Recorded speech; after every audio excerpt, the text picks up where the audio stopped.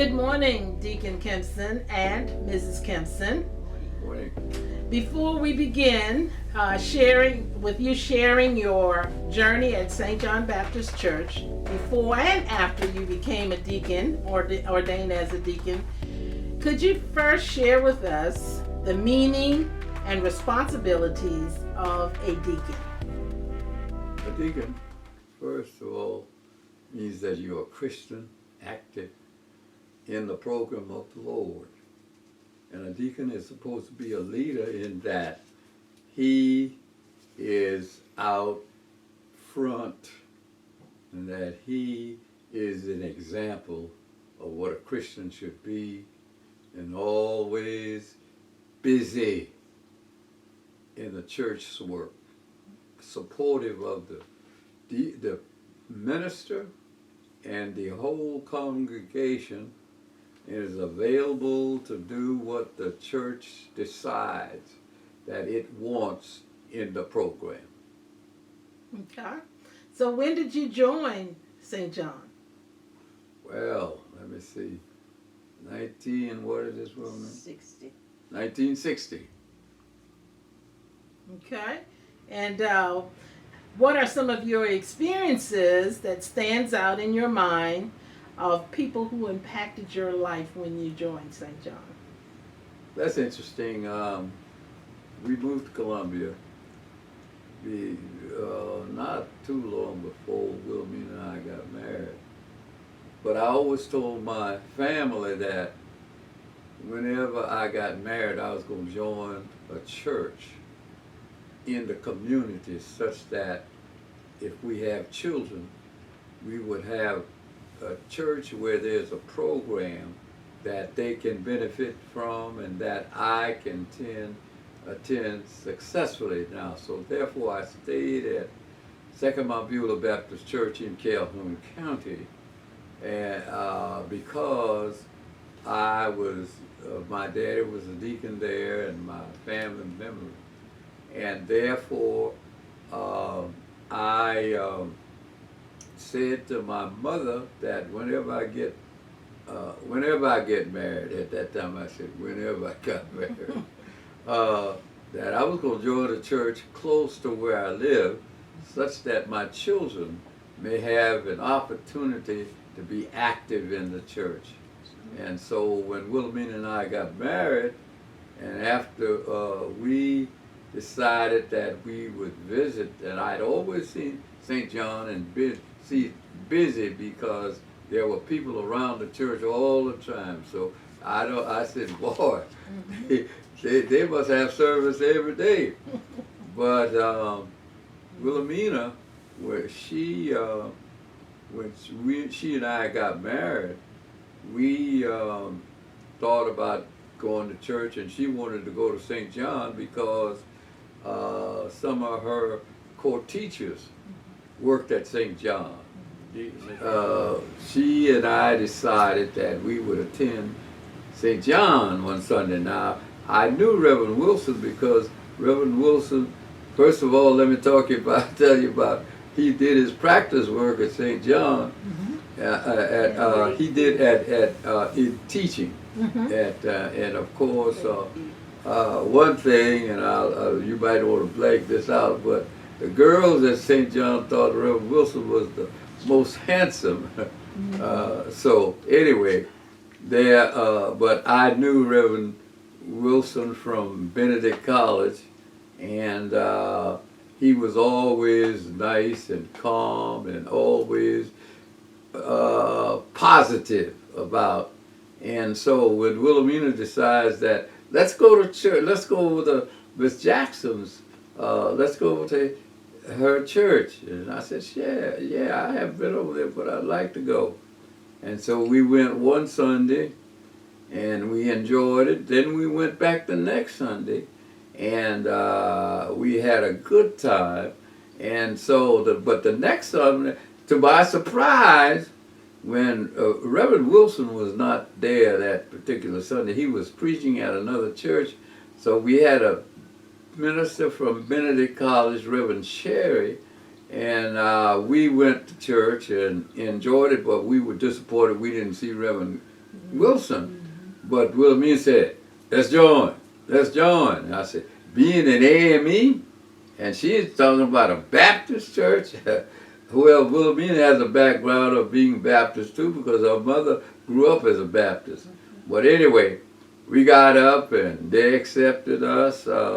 And Reverend Cherry said that, well, you know, I'm not the pastor, but I can accept you as being a member of this church, because this is a great church. And I knew it was a great church because every time I passed that church before I joined, there was something going on. And I said, man, I didn't go to church every day. But anyway, they were busy. And that was our introduction, because Wilhelmina said, let's join. And I said, God, oh man, she's AME, she forgot. She said, let's join. So we went up and joined St. John, and it was a wonderful experience, and people were so and they accepted us just like they knew us all the time, the deacons, the trustees, the members. And then the songs, I grew up singing quartet. We sang we sang at a radio station in Orangeburg for a couple of years. And so I've been used to singing. But when we were there, the choir marched in. And boy, that was right down my line, because I'd always been an usher in my church. And Lord, weekend, that maybe the second day, Sunday after we joined, we noticed that the church, the usher, the choir marched in. And there was Deacon Russell and Deacon Henderson. Lord, Mrs. Dre and Dre, God, when they moved in and marched down the aisle and they say, all hail the power of Jesus' name, let angel prostrate fall.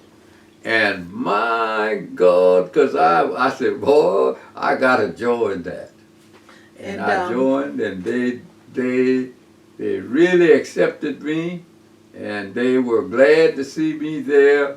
And I felt just as I was home. And we joined.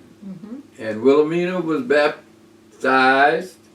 And from that time on, I'll tell you what, Wilhelmina was expecting our first child. And the choir, I joined the choir. I sang bass, because the bass had a rolling song that crown him, and I loved that, boy. I used to try to sing bass. So I joined the choir, and Lord have mercy, they accepted me over there at church at St. John. And man, I said, this must be like heaven is. It was wonderful. Yes, wonderful. Reverend Wilson invited us. He was so happy that we joined, because I had met him at high school when he did his practice work. And I knew Mrs. Wilson. Lord have mercy, everybody knew Ma Wilson, so I knew her very well. So man, this was a good starting for this young couple. And pretty soon, we found out that we were accepting our first child. And there was I went to choir. I joined the choir, and I went to choir one her rehearsal. And what happened was that they left early, and I couldn't figure out why we did it so early. So Miss Dreer and Betty Cunningham, and oh man, they just treated us like we were somebody. And so we left church. I joined the choir. I tried to sing bass, but I realized I couldn't sing bass much, because if you've been with Mr. Russell, man, he was the bass. Oh, crowd. That's the way we did that, and I enjoyed that. But they got early, and they left the choir. And I said, well, where y'all going? They said, we're going home. And when I got home, we lived over across from C.A. Johnson School. And I got to where over there, and there was all these cars. And I said, what in the world are they doing? And I went over there, and there was the entire choir over there welcoming us and welcoming us for our baby. And oh my God, that was Milton Garrett. He was not a junior because my name, I don't have a middle name. But I was so proud. There was little Milton, and he was a character. And the church was all with us all the ways. Mm-hmm. The church was, they brought us presents. And Milton Garrett didn't know what to do with all that stuff. And they gave us money too. Mm-hmm. And I said, God, man, this is where God wants us to be. Mm-hmm. And so anyway, I became I joined the choir.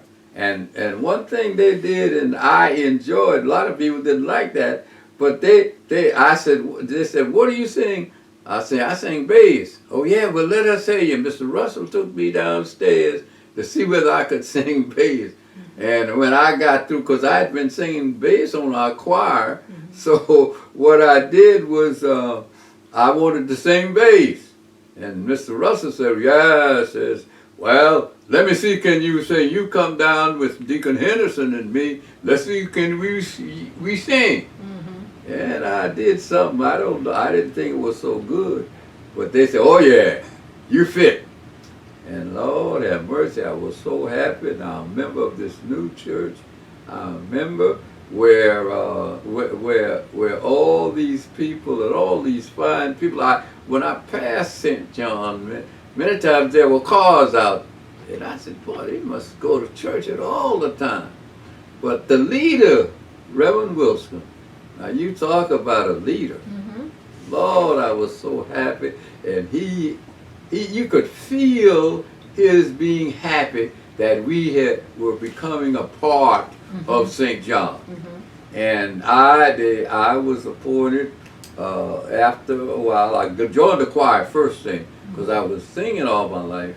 But anyway, they invited me, they elected me to the trustee board. Mm-hmm. And oh, I enjoyed that. Here I was, just joining this nice church, and I said, this nice, pretty church. Mm-hmm. And so I did that. And then after, when I joined the choir and all of these other things, there were so many activities going, Deacon Goodwin and all the trustees and the deacons all celebrated. In fact, when we found out we were expecting Milton, one day we closed the trustees, I didn't know why, but I went on home and there was everybody there with the baby shower. Okay. I can tell that from your conversation that there were many impactful people in your lives. I heard many names. Now that we have a new pastor, Pastor Graham, what can you say and share with us about your relationship with Pastor Graham? Milton was chairman of the deacon board when Pastor Graham came on board. They went to Darlington, I believe, and saw him, and they heard him preach and all, and they enjoyed him. So they interviewed him, and they brought him to St. John, as all of us recalled, and we had interviews as a church, and he believed in being a Christian and no big eyes and little U's, as Pastor Wilson used to say. Mm-hmm. And we talked to his wife, and she was a very polished lady, and she seemed to be a Christian. Mm-hmm. Interestingly enough, she had been a Methodist too, and I liked that, and she was also my sorority sister, Okay. AKA.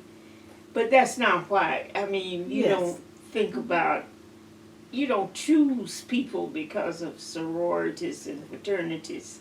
But I like the fact that she was one, and so she has served.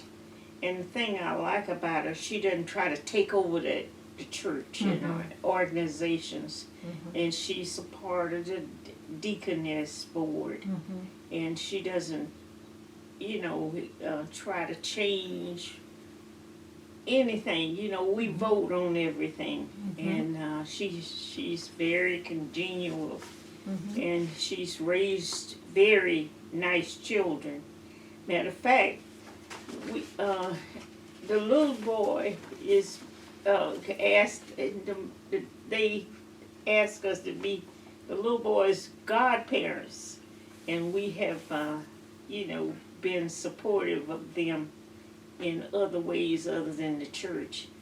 So we really care a lot about our pastor, and then he demonstrates Christianity, and he seems to like everybody. He doesn't, to me, I don't see him choosing certain people in the church and doing for them when somebody else needs it.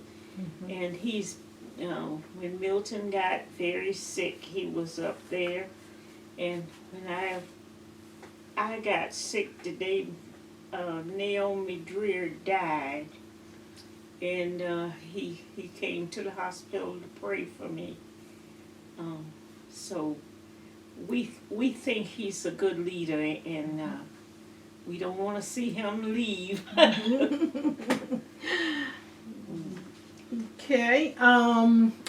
My final question in conclusion: what advice can you give future members or even the youth of the church at this point? You know, so far as joining other organization, or any advice that you have to give to our youth of our church.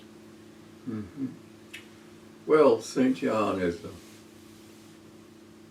a family church, and I said family church. I don't mean that you got to be in a certain family. We are one big family, Christian family, and St. John allows us to be a Christian, and if you got an idea, it never shuts you out, you know. And we used to sing quartet, but we used to sing a song, I'm going to live the life I sing about in my soul. And I believe that St. John, to the best of our abilities, does a good job in us being Christians and us being available to the community. As you know, we have many programs. We got the two times a week. We got the people who need help, and people. You know, a lot of times people don't realize that that's costly and timely. But we have volunteers, and we have people like Brother Virgil, like that here, and Sister you, and you all never give up. You never. Let me. One other thing we had when I joined St. John and Eddie Poole, we would go out to the industrial school for boys. We go every Sunday morning at 7 o'clock, and boy, that was hard to get, but I felt it was a responsibility. And I was there one Sunday, and we had the little services, and there was a little boy there looking so sad. I said, son, how you doing? You're here. And he said, oh, I'm here. I love being here. And I said, well, he said, well, I get 3 meals a day. And y'all come out there and act here and act like you all love me. I said, well, we do. That early Sunday morning, where we had to make a special getting early that Sunday. But when I saw these young boys, who this young man told me that I never had a bed to sleep on. And Reverend Wilson talked about that. If you're going to do for God, you're going to sacrifice. You're going to give yourself to God, and you do the things that you feel are important to God. And not only that, Reverend Wilson was that. And as Wilhelmina mentioned, we selected another pastor. And I'll tell you, he is something else. Reverend Graham and his family. And I was happy to, when we decided after we talked to Reverend Graham and he preached, oh Lord, we were happy. And did you know, we're still happy. We have a good church. St. John is an outstanding, and if you look at the programs at St. John, you will find that this program is for the people, not for us, for the people. And that's who we are.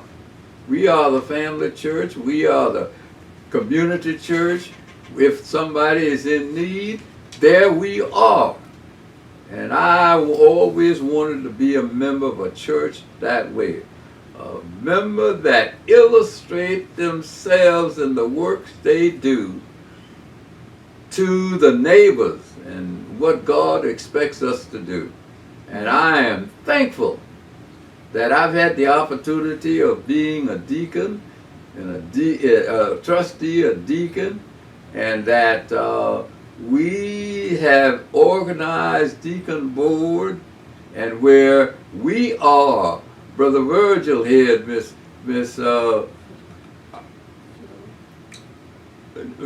Sim, yeah, here, and I think all of our members. I think if there's one thing, one of the many outstanding, is that people who come and join St. John, young or old, they come in working.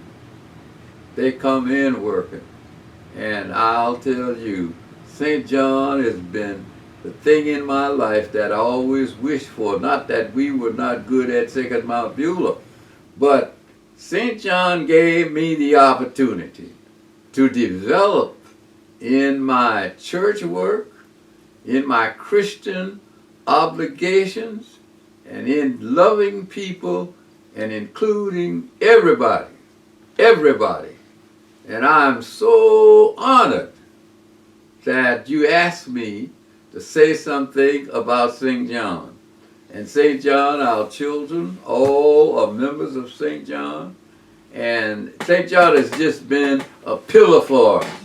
Going from Reverend Wilson, and Reverend Wilson, now we have Reverend Graham. And Reverend Graham is, when I saw him and we went to see him, God told me that that's the one. But going back That's to the one, yes. The St. John offers a lot for the children. Matter of fact, they have children's church, and they have good teachers, and they have all kinds of activities.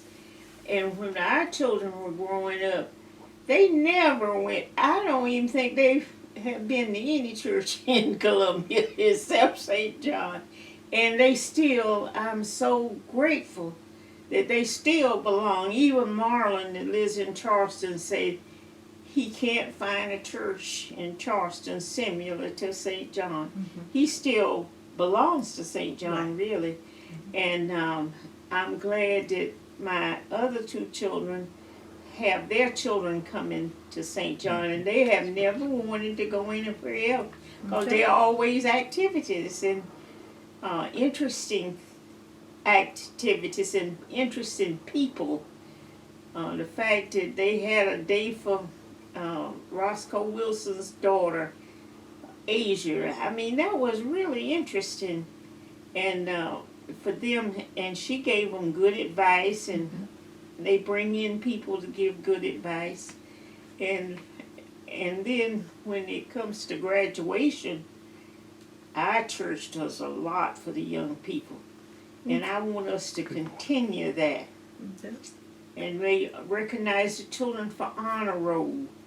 And they need to do that. And the reason I like St. John is that they promote education as well as a secular education as well as spiritual education. You can't separate them. Alrighty. Okay. Thank you so much for sharing that with the youth of the church. Some of your advice, and some that I heard was to never give up, and also to sacrifice yourself and to show love. So I hope the youth of the church heard some of your advice left with them.